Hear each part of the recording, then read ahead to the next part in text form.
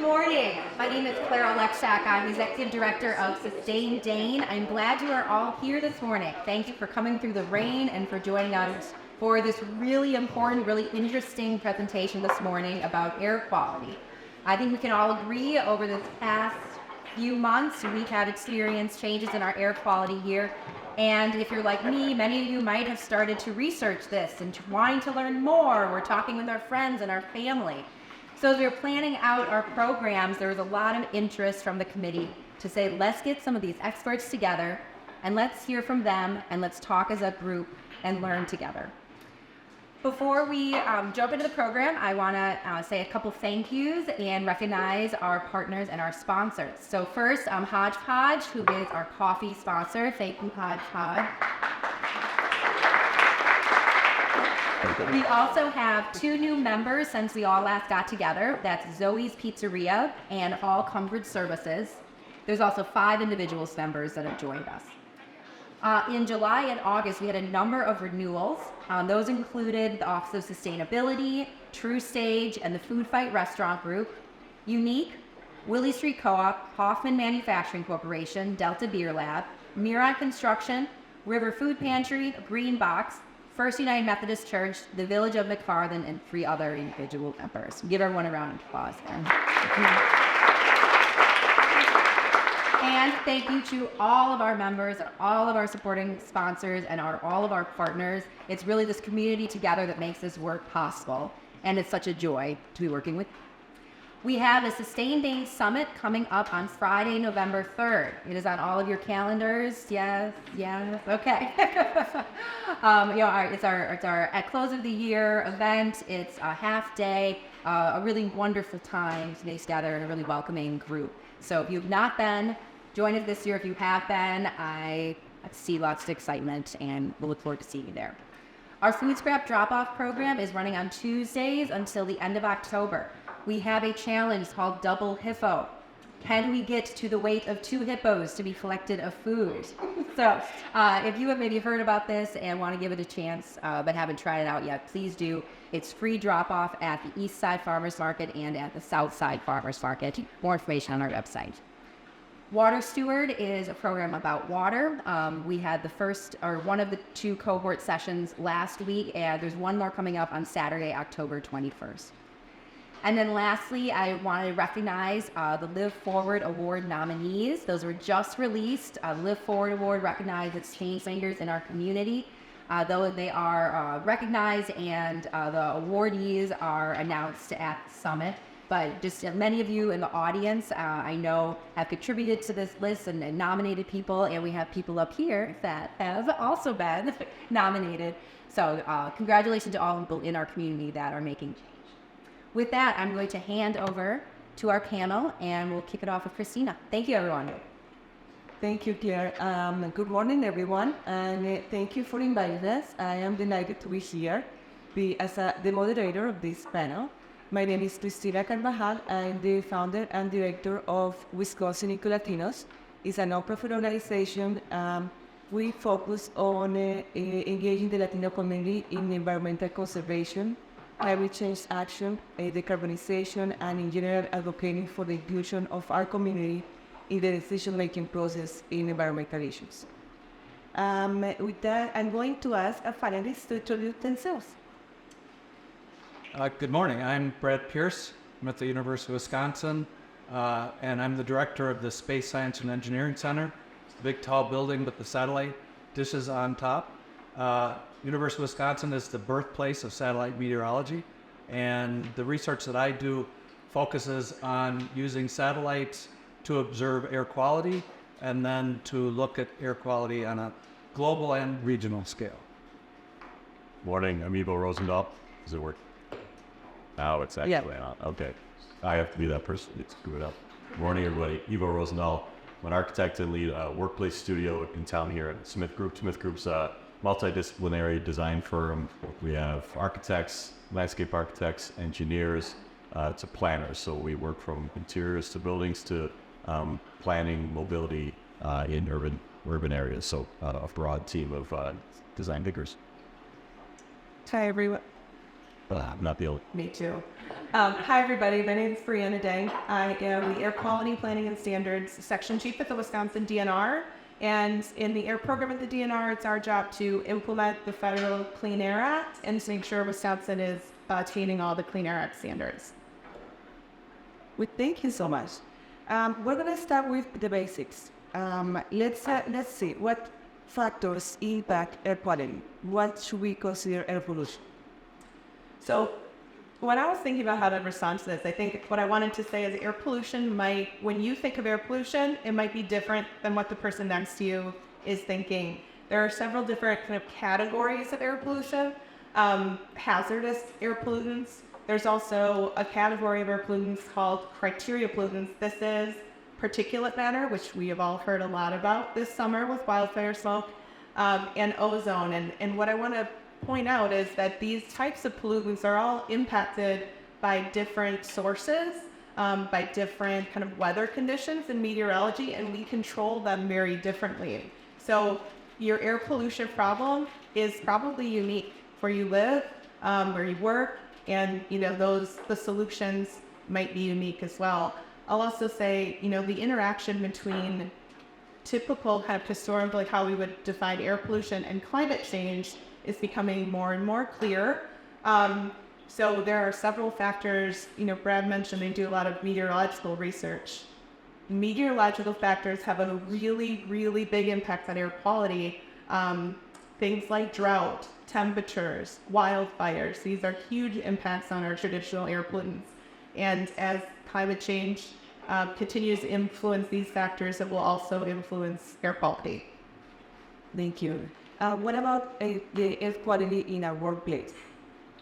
Yeah, so, excuse me, I like to break indoor air quality kind of into three categories. Certainly, the exterior components need to be filtered out to a degree, and we can get into that. But when it comes to interior air quality, for me, I like to break it down into particulate matter, same thing. So if anyone has been paying attention in the last 3 years, probably have a vision of what particulates inside look like in your mind, like little airborne pathogens that we're trying to avoid.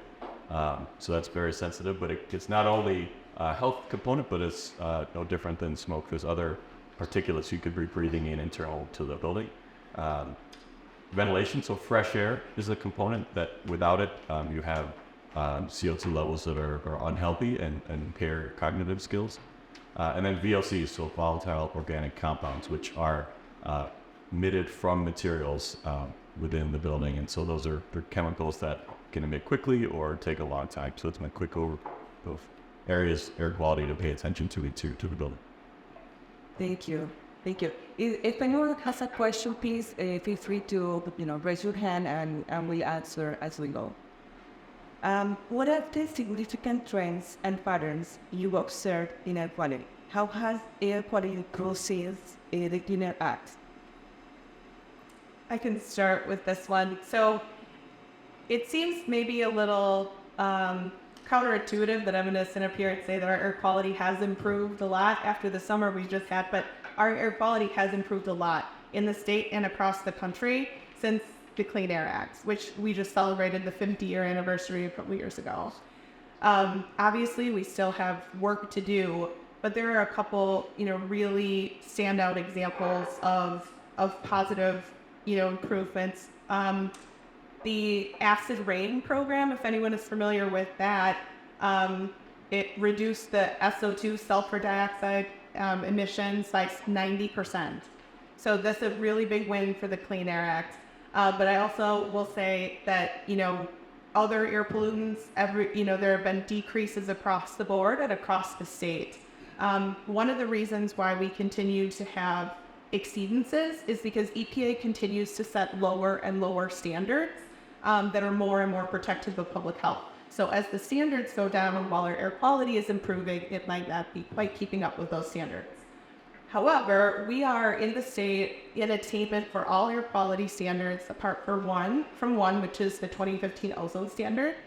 Dane County is in attainment for all air quality standards. I might elaborate a little bit on that. So if I look back, I started working at NASA using satellite data that was just coming out at that time. And so this is in the mid-90s. We were looking at aerosol optical depth, which is kind of just a measure of how much particulates are in the atmosphere. And the East Coast was hazy all the time. We could see pollution from space, and a lot of that would get advected from the East Coast and the Southeast and come up into the Midwest area. Well, now, because of the reductions in SO2 emissions, we really don't see those kind of aerosol events anymore. That kind of regional haze that was a big part of planning is much less now than it was back then. And so now we're impacted by things like this summer with these wildfire events, both on the west coast of Canada and on the east coast of Canada. We kept getting, it didn't matter which way the wind blew, we were going to get some smoke from Canada. And so the air quality issues have changed somewhat. And part of that is with climate change, we're expecting more frequent and more intense wildfires. We're starting to see the impact of that because, you know, if I look back in the time I've spent in the Midwest, I don't remember events like last summer. So that was a unique event. I'd also say a little bit, there are still places where there are air quality issues. And Brianna mentioned Wisconsin has some ozone exceedances. Those happen to be along the Lake Michigan shoreline. So we're kind of left, except for places like Los Angeles, which has been leading sort of emission reductions for the last 40 years or so, we're kind of left with places now that have poor air quality that are mostly associated with these coastal urban environments, and it makes it very difficult to regulate those because of the complex meteorology. Yeah, and I'll just add one thing to that. Air pollution does not respect our state boundaries or our county boundaries or our city boundaries.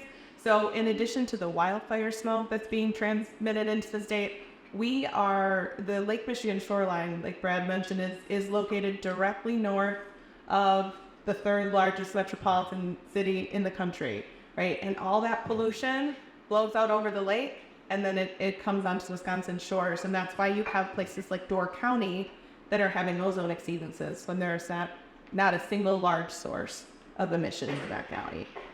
So that adds a really, really complex regulatory challenge for us as well. Are there significant advancements in industry regarding emissions? I mean, the main driver for SO2 reduction and some reductions in other emissions has really been a shift away from coal or the installation of coal control measures. That has played a huge role in the reduction of SO2 and NOx, which is a precursor pollutant to ozone formation.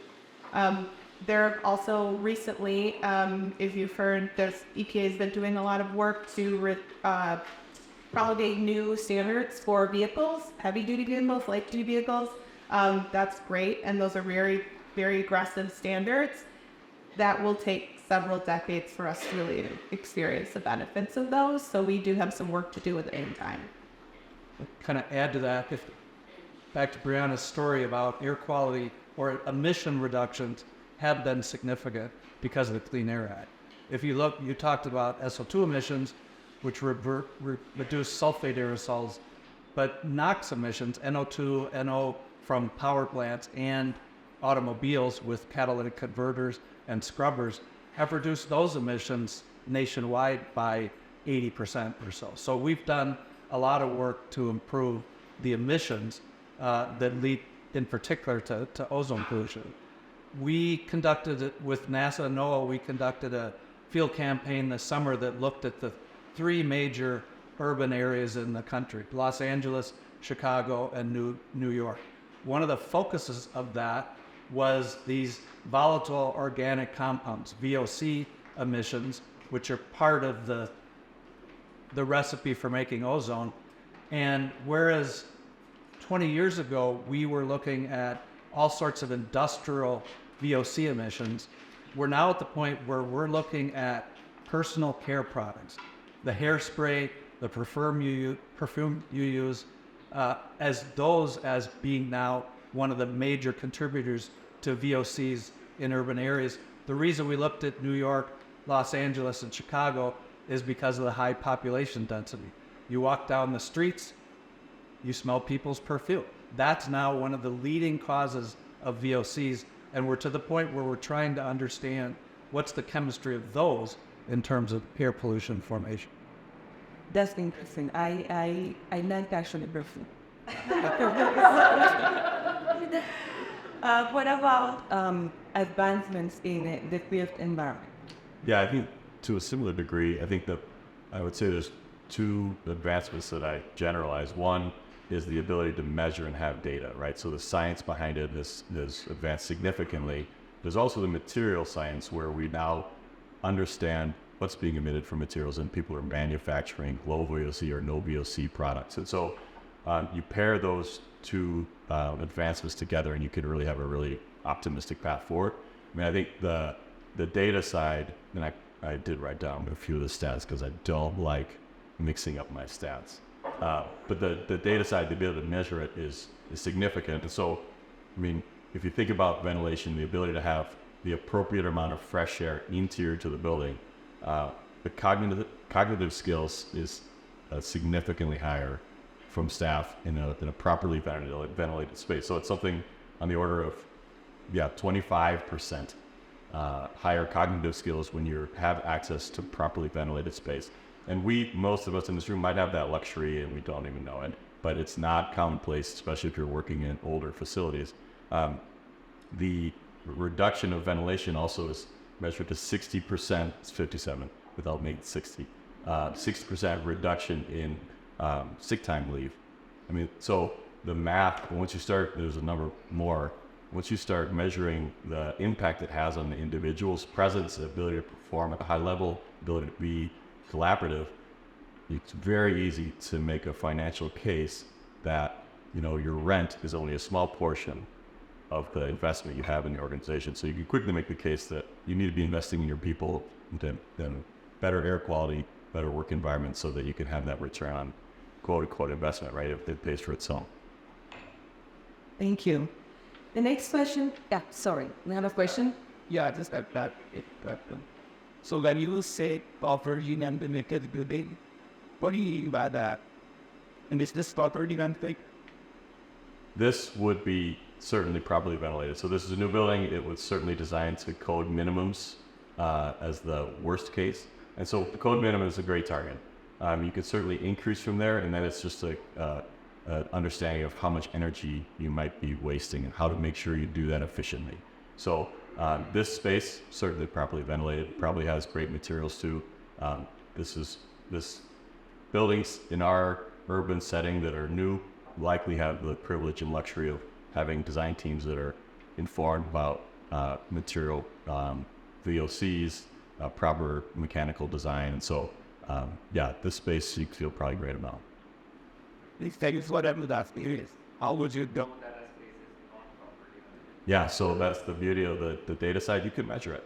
So you could, when we do this at our offices, you can measure the air outside and the air inside. And so you can get familiar with your mechanical systems and understand what ventilation. So that's an opportunity a tenant could have, and a building owner, is get familiar with the building mechanical systems and understand what kind of ventilation is provided and whether that meets code minimum. And then you could also, there's measuring tools that you can have outside the building and inside the building to understand what your filtration is and what you may need to manage, if anything. I think oftentimes it's air exchange per hour. Yeah. That's kind of a key measure. Yeah. That's something that they can quantify. But then it's also, with that air exchange, you have to have a filtration system. Yeah. And there's various levels of measuring that filtration. And this is something, you talked about, we all became very aware of aerosols. Yes. In the last 3 years. We, at Space Science and Engineering, we spent a lot of time then, we're engineers, measuring, the airflow within our building, making sure we knew what kind of filters we had. And it ends up being kind of complicated in Wisconsin because of the wide range in temperature shifts outdoors, it's often difficult to maintain that high airflow just because you have to make sure that you have the right relative humidity in the building as well. Back to meteorology again. So would you recommend to run the air conditioning all the time or just periodically? What would be the best? I'm always confused about how, because I don't want to use too much energy, but then I want cleaner inside my home. Yeah, so it depends on your system, but in an ideal system, it would sort of be regulating that ventilation and natural air as appropriate. So you ideally shouldn't be overthinking it, but certainly open your windows, right? If you have that luxury at home when the weather's right, like pay a little bit more attention to opening and closing windows. I think there's a bit of a fallacy of the idea that, turning your thermostat down and having to cool it all or up or down, cooling it or heating it when you get home is going to be more wasteful. So you should hold it at a certain temperature all day. Definitely don't do that. It's okay to drop it down. Your system's efficient enough to get liquid cooling, cool down or heat it up in time. But in a perfect scenario, the system will ventilate appropriately, but it is worth kind of getting familiar, understanding. Not all homes have that exterior intake of air mixed back in. So that pretty much, I want to follow up on the workplace. So what measures can organizations take to improve indoor air quality at work? Yeah, so I think our 3 things, see if I can remember them. So I think 1, get familiar with your mechanical system and put the best filter in that system that it can handle. Don't overdo it. It'll make it work too hard. But often you can improve the filtration, and that goes a long way. So everyone probably knows HEPA filters. You don't need to go that far. You can get a lot out of a MERV 13 or above. And so this maybe you could challenge that. I'm curious what your thoughts are. But familiarity on your filtration and just getting up to the best filter you can accommodate in your system. Monitor and measure the air quality, both interior to the space is ideal. And I'm blanking on my 3rd tip.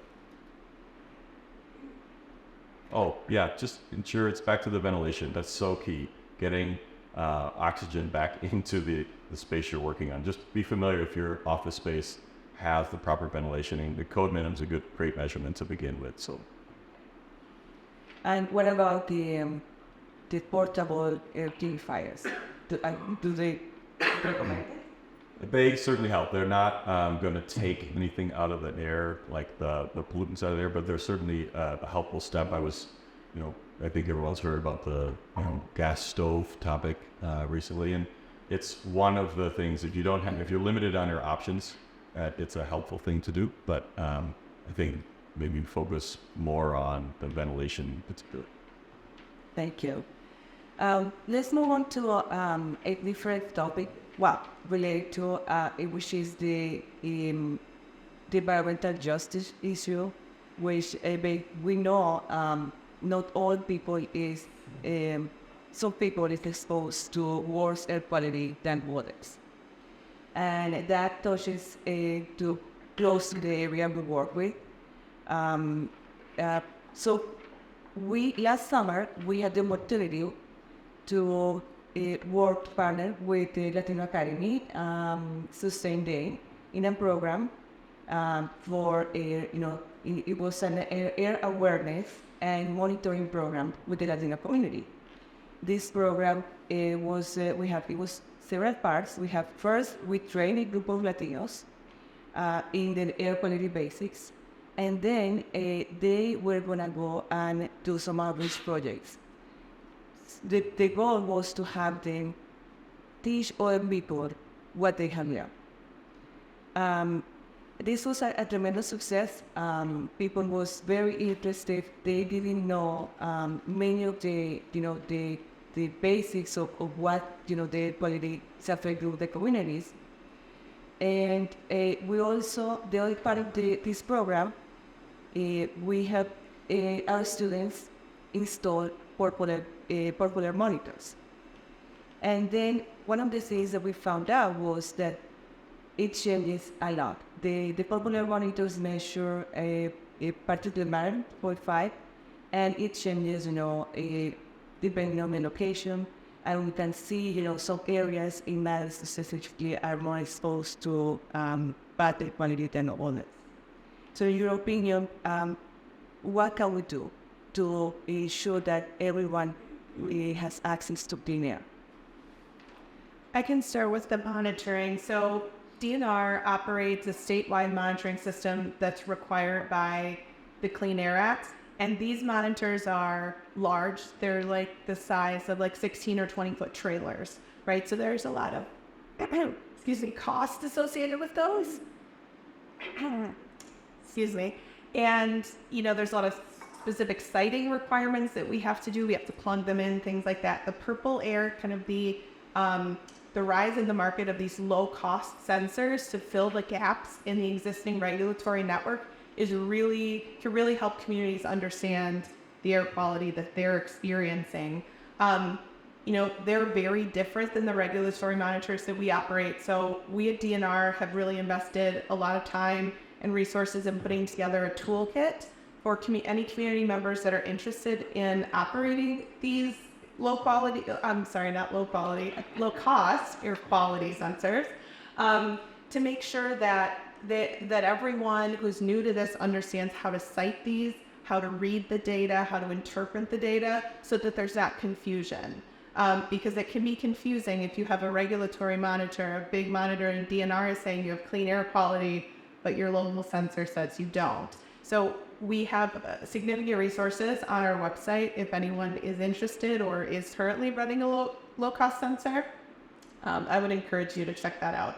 I think really understanding the data that you have, interpreting that data is really important to taking a next step in improving your air quality. I might add a little bit to that.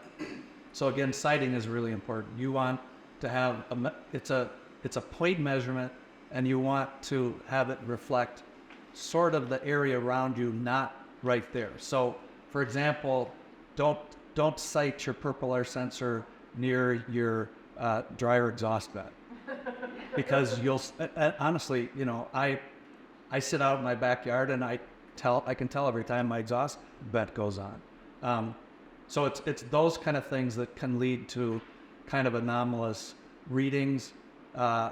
There's a whole network of meteorological monitors that the community can bring in, and they're part of the National Weather Service data that looks at, but they have to be cited properly. So that's an important thing. The other, from an environmental justice perspective, before you can find a way to deal with the situation, you have to measure the situation. And so the purple airs are very valuable for that. Again, we on the research side do lots of field campaigns where we go out and focus on specific areas. For example, in Houston, there's a ship channel that has all sorts of petrochemical facilities there. Well, because of systemic racism, guess who lives in the vicinity of the ship channel? So all over the country, there's places where, just because of how our urban area evolved, and again, very much controlled by the system, there's a lot of people of color and of low income that are exposed to significantly higher, not just pollution, but also hazardous chemicals. This summer, when we were making measurements in Chicago, EPA Region 5 had a mobile van that was going around the perimeter of something called intermodal shipping yards. That's where all the trucks come in and they load all the goods onto rail and go to the next step. Chicago has some of the biggest intermodal shipping yards in the world. Guess who lives around those intermodal shipping yards? Again, it's the brown and the black people. And what happens in those intermodal shipping yards? They don't have enough parking lots to park all the semis, which they're diesel engines, so they keep running. Those diesel trucks are parked in residential areas. So this is the kind of thing we're aware of that from sort of, from seeing it, but we haven't quantified it, and we're trying to do that now. Are any of us aware of a similar, area within Madison for that, or Dade County where that happens? Split lower air quality on affecting neighborhood. I would say, so we do have a couple of monitors in Madison. I don't think I have any information on exactly what communities or how I would draw that boundary. What I will say is we know where the sources, the local sources of air pollution are, and a lot of it is along high traffic corridors. That's a big one, right? Or if you're located near kind of an industrial area, that tends to be more emissions as well. Here in Dane County, I think that would be probably the two local sources that you're going to see of air quality. I think I'm losing my microphone. That's okay. I will say, though, to Brad's point, Wisconsin sources, all of Wisconsin sources, are only responsible for about 10% of the air quality problems in the state. That means the majority of it is coming in from out of state, and that makes that research that Brad's talking about into Chicago incredibly, incredibly impactful as well. So as they continue to address their issues, it's only going to benefit us across the board. I had a couple questions. So, to that point, can you give an idea about how much variance there is in an area, like a one neighborhood versus the rest of the city? Like contextualize how localized that problems could be. Yeah, sure. I think it depends on what you're talking about. Like I mentioned, I think air quality may be defined by every person in this room differently. Local impacts of hazardous air pollutants tend to be the most localized, right? Those are kind of not so much particulate matter, things that are going to impact the local community. We call those hazardous air pollutants. As Brad mentioned, meteorology is a huge part of this. As things get emitted into the atmosphere, they mix.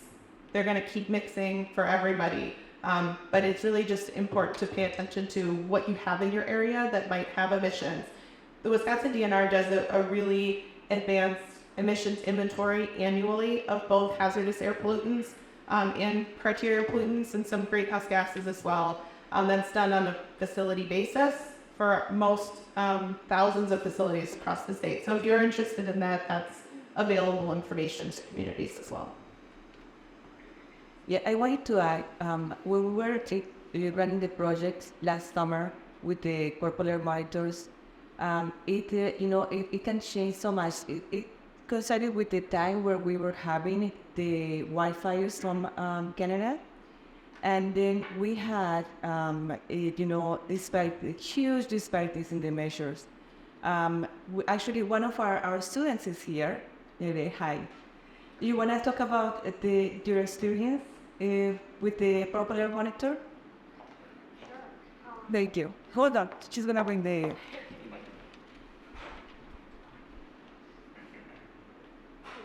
Good morning. So once we installed the monitor, we were able to see, I don't know what the other locations were, right? They were a mess, right? Yeah. So I live in Berlin, and I live in a very new neighborhood. And at some point, when we had the air quality and warnings and The wildfires. yeah. My monitor was measuring like crazy high level of bad air quality. I think that the number seems like 300. It got to 200. Very high. And it was very, very different from the ones located in Madison.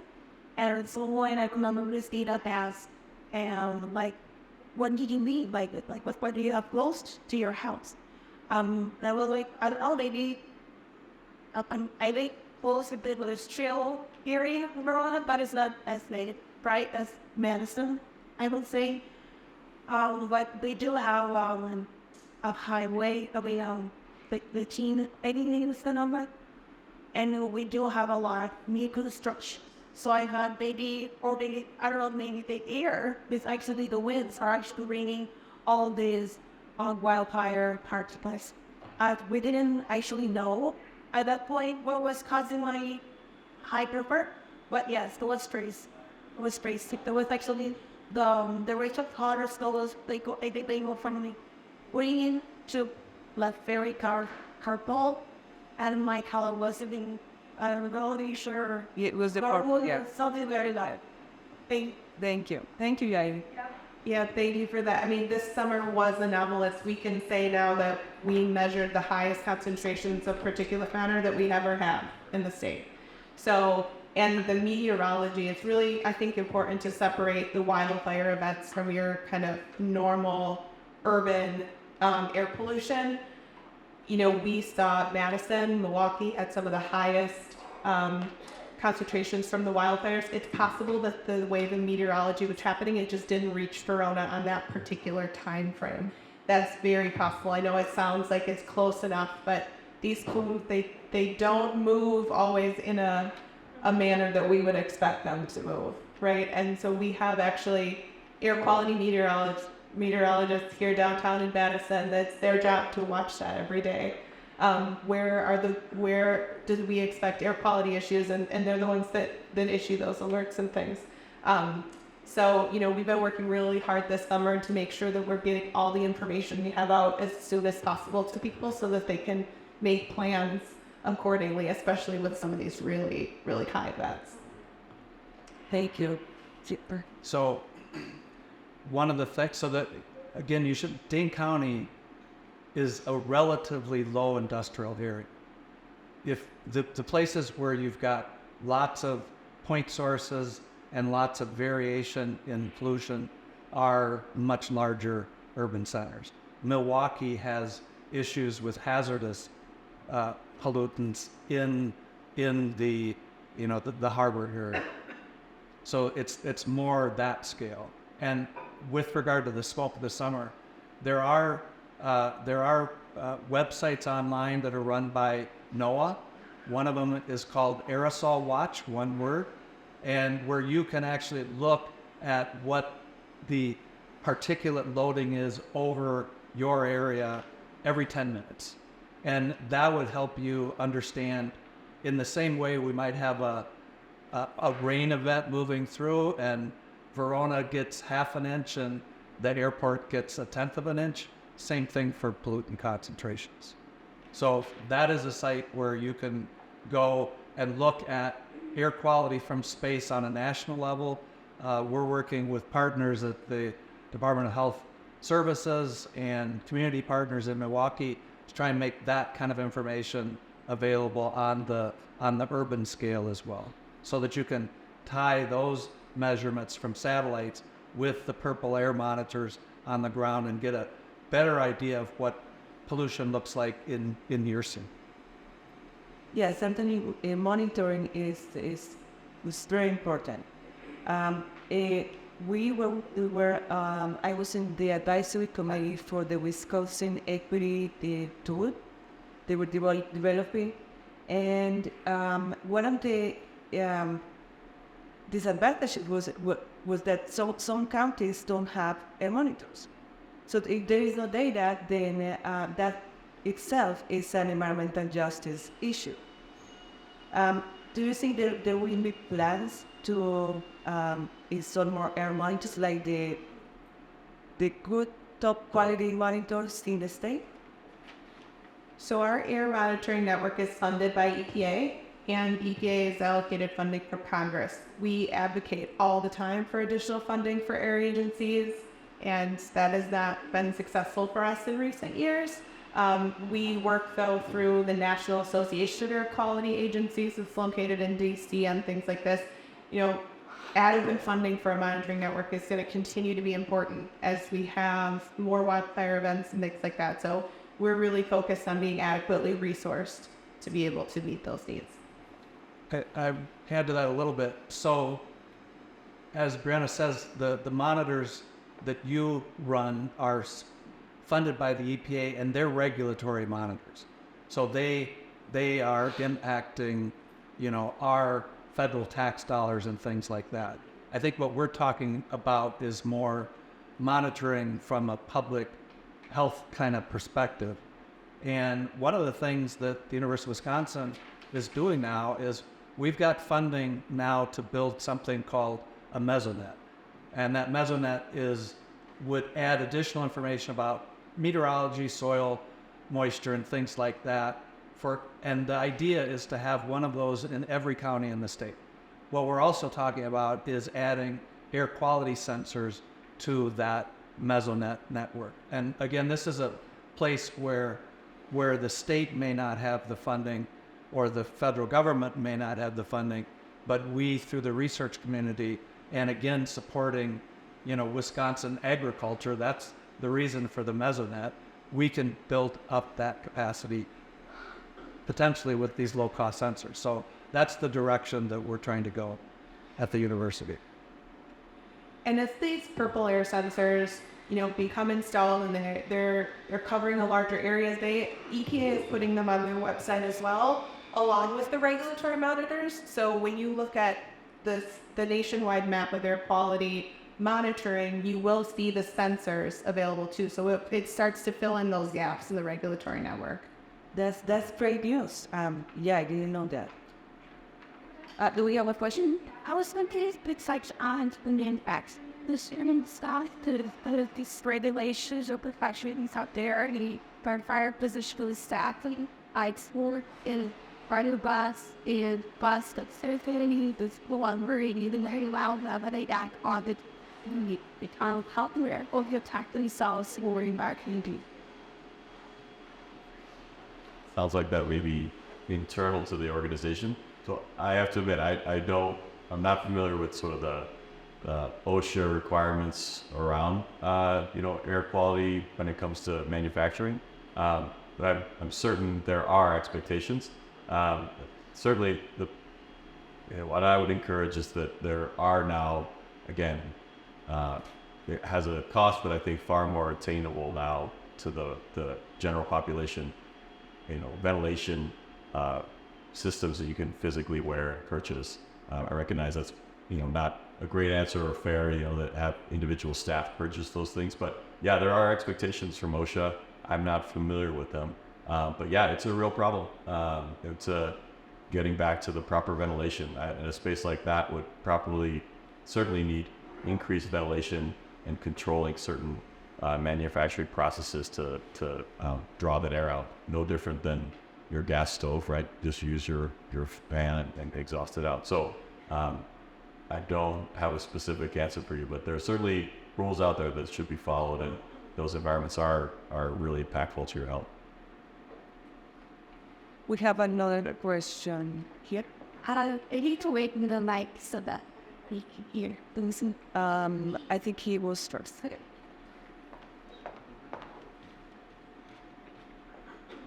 So it's interesting to hear that we're talking about particulate matter or PMs a lot now because of the fires.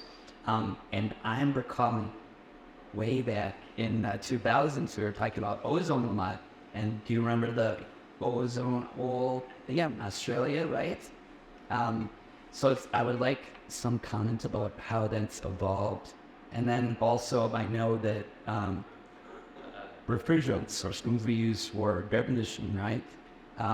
The regulation requirements for those are changed or evolved right now to make less ozone. And so I just know there's some correlation there. Or is that something that, we come with new refrigerants in air conditioners, or is that something that's more of a larger office space or things?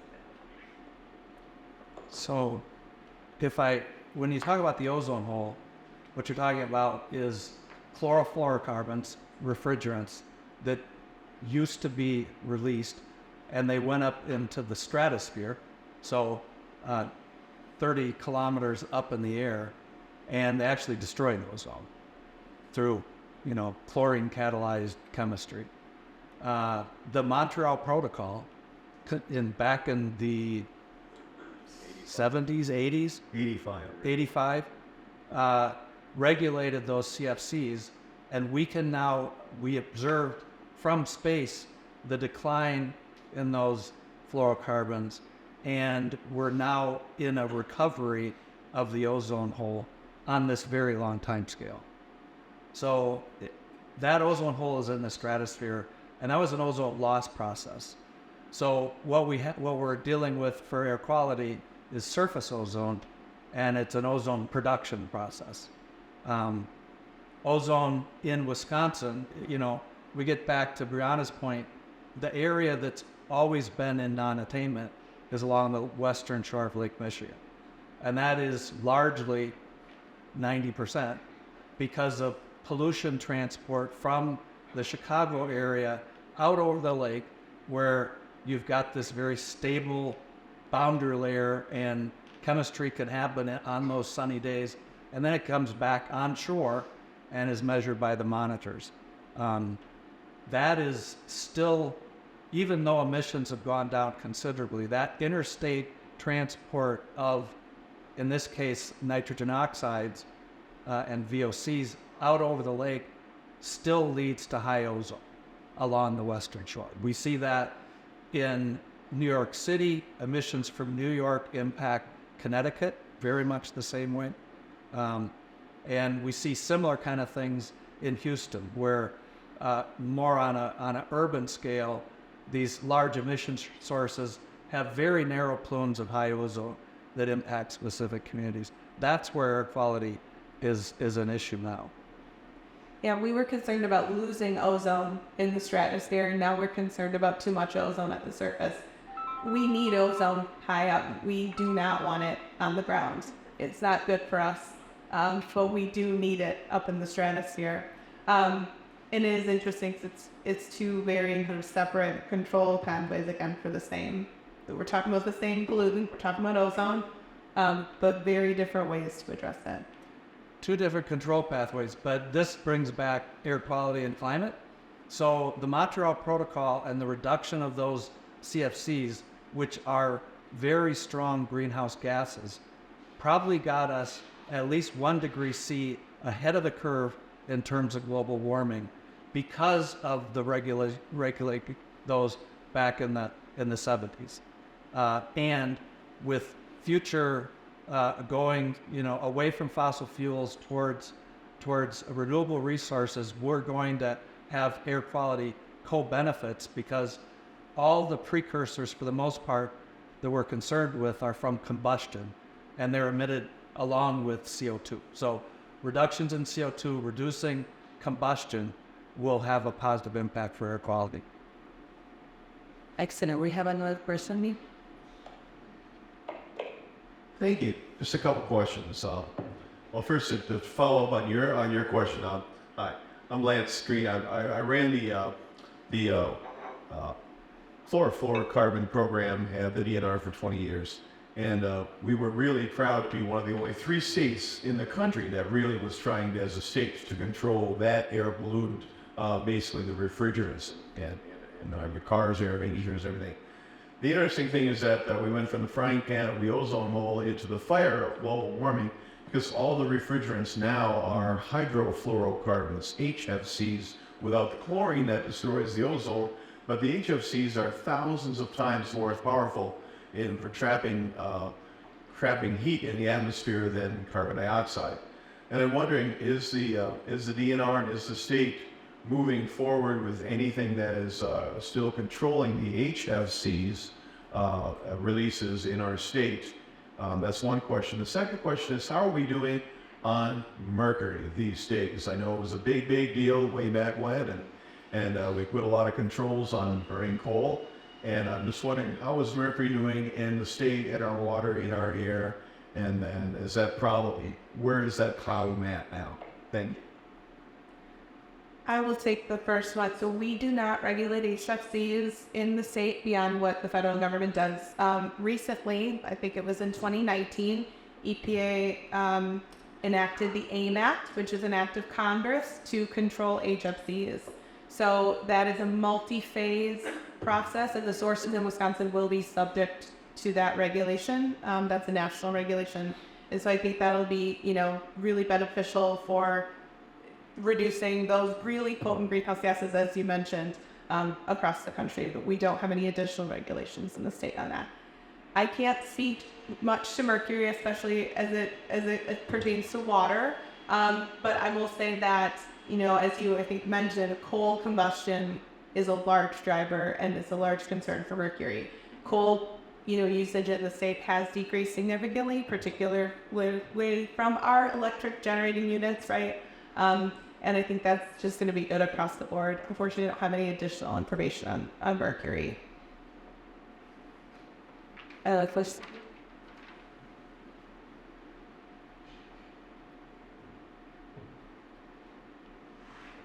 Thanks. Really started out with justification, celebrating the successes that we've had up to this point. I wonder if you and the panel could comment, did the tools that we use, regulatory education, etc., that brought us the improvements in air pollution, are they going to work with carbon monoxide? And if so, if they are going to work, how do you see that working? That's a really great question. I will say one big difference is that CO2 is obviously a global pollutant. There can be transport of traditional air pollutants, right? But not on a global scale, not significantly on a global scale. A lot of the control measures, as Brad alluded to, are going to reduce both our air pollutants, ozone, particulate matter, and greenhouse gases. So anything that's combusting fossil fuels, reducing that is going to improve your air quality, and it's going to fight greenhouse gases. So pursuing those kind of strategies, I think into the future is going to continue to be great. The Clean Air Act, though, was set up very specifically, if we're talking about the regulatory structure of the Clean Air Act, to address air pollution. There are some things that do also get co-benefits or that are targeted at specific industries for greenhouse gases. If anyone has been paying attention, EPA proposed a rule reducing greenhouse gases at power plants, just a proposal recently. So there are some tools in the Clean Air Act, but I think it's going to need to be more than just the Clean Air Act to really address the climate issue. Thanks. I'll add a little bit to that. So to deal with air quality, what we're talking about are relatively short-lived gases in the atmosphere and particulates. You know, PM 2.5, it gets rained out. It's got a 3-day lifetime. VOCs and NO2 have hourly lifetimes. Ozone kind of varies day to day. So we control emissions with those. We see essentially immediate impacts. Whereas with CO2, it's got a lifetime of hundreds of years, which means we are dealing with the emissions that we have emitted for the last century. That's the fundamental difference. So to me, are the tools that we have for air quality regulation going to work for CO2? I say absolutely not. That's why we need to see this dramatic change from a carbon economy to a renewable energy economy. And that's the only way that we can, reduce our emissions now so that we're able to manage the sustained emissions that are still impacting us for the last 100 years. So, California going to 100% electric in the next, by the next decade, that is a major, major change in overall infrastructure for automobiles. And the same thing with solar and wind. So now I think we're going to see a major change in our whole economy to deal with the CO2 emissions. All right, this is our last question. After a few minutes, I just sort of have a general question. So I know that when figuring out emissions, there's usually a life cycle that goes from cradle to grave. What part of the air pollutions within that cradle to grave and reductions do you guys work with? So are you referring to like a life cycle analysis? Yeah. So when we measure things in the atmosphere, is at the point of production, right? So if we are building wooden desks and that takes energy and the energy is used in the state of Wisconsin, we will count those emissions, right? Even if that material is shipped to be used in another state. Is that kind of what you're referring to? So it's really at the point of production. Thank you, everyone. Before we close up here, I'd like to pass the mic to just Grace from the city to talk a little bit about their night. Thanks, Lorenza. So hi, everybody. Thanks to Pizza for Life, Big Sites and these new ones. I'm Jessica Price. I'm the Stability Resilience Manager for the City of Madison, based in the Mayor's office. And Thank you so much for this panel today to provide a lot of really great information about what impacts air quality during Madison and Wisconsin. The work the Latino Academy has done already, and really understanding air quality at the local level. I'm happy to share with you all that the city of Madison received a grant from the EPA just this year to create a network of air quality monitors in the city. And so as you're mentioning, air quality monitoring technology has really progressed a lot and the costs come down. And so we're going to be using Quant's ABQ sensors. So they're a little bit different than in the purple air monitors. They can get a little bit more fine scale in terms of the particulate matter, size of the particulate matter that they can measure. So the city is partnering with scientists at UW, as well as community-based organizations here in Madison to design and install a network of these monitors throughout Madison. We're going to have about 68 monitors. For those of you paying really close attention to how the census tracts are not, that was the number of census tracts we have in the 2010 census. From the time of the beginning of the project when we were awarded, we now have 98 census tracts in Madison, so the number is a little bit different. But what that allows us to do is get that better understanding, as you mentioned. We really need to have the data to guide our actions moving forward to make sure that we can address any air quality challenges we have here in the city. And so this is the data from this network is going to enable us to have a much better understanding of particulate matter specifically across different areas in Madison.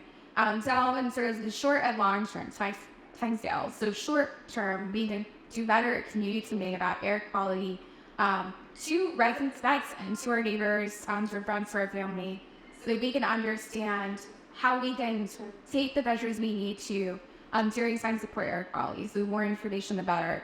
And then over a long time frame, get a better understanding and be able to take actions to reduce particulate matter as to the extent we really can in our neighborhood. So we know, as speakers mentioned, we know that data shows in Wisconsin across the U.S., low-income communities, students of color, face greater exposure to poor air quality and have a higher instance of health impacts that are either caused by or aggravated by poor air quality. And so we want to make sure they're paying attention to what's going on in our community so that we can work together to make sure that our air quality is as good as it can be.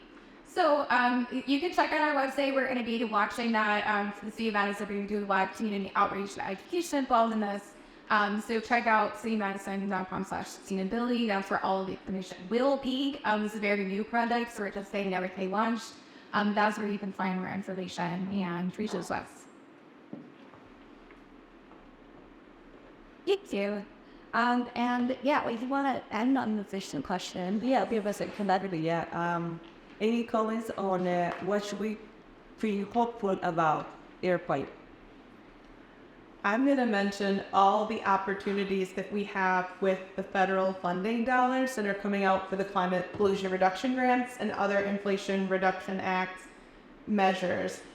These are climate-focused programs, but they can have the potential to have real, meaningful air quality co-benefits as well. So I'm going to encourage, there are business-focused grants available, focused on local municipal governments. I would just really encourage anyone who's interested in reducing their company footprint or kind of their community air quality to really investigate those opportunities. There's billions of dollars that's going to be available very soon here, and it could have a real meaningful impact on air quality in Wisconsin. And I guess I'll add that on the research side and on the operational side, we're kind of in a new revolution in terms of observing air quality from space. So in 2018, NOAA launched the Advanced Baseline Imager. If you look at your evening news, you see the clouds moving by. Now you can see smoke and aerosols moving by every 10 minutes. And this year, NASA launched a satellite instrument called TEMPO, which is now giving us information about those ozone precursors, NO2 and formaldehyde. And we can see distributions of NO2 and formaldehyde across the United States every hour. And we can see those at a resolution that's high enough that we can start looking at distributions within particular urban areas and start to get at some of these environmental justice questions. What areas of a municipality have more pollution, which have less? How does that vary during the day? And so that's the revolution that's happening on the satellite side. And it's very exciting for me, and the data is available to everyone, so I invite you to start looking at it. I think for me, the optimistic outlook here is we are at a time, as I mentioned, where we have the data and we're having these conversations where we have the right awareness, we're having the right holistic conversation, right, about your urban setting down to your interior environment. And I think we have the manufacturers of materials and HVAC systems and people being trained to design systems in a manner that could really make solving air quality, especially on the interior, really manageable. I mean, it's not a mystery. You can measure it, you can solve it, and you know, certain communities certainly are at a disadvantage, and we need to be aware and be thinking about how we can solve that from a larger planning front. But the tools are there, and the right thing is we're having a conversation about it. So we weren't as much, even in my profession, 10 years ago. Well, thank you so much. I'm certainly hopeful that we are moving, towards decarbonization, and definitely reducing the combustion of fossil fuel is not only going to help us tackle climate change, but it's going to improve air quality. We've seen, how air quality affects low-income communities and everybody in general. Our health, our mental and physical health. We definitely feel hopeful that we're going to be moving towards clean energy. Well, thank you so much. Thank you to our panelists. Thank you to all of you for coming. Thank you to Sustain Day for organizing, and we'll see you next time.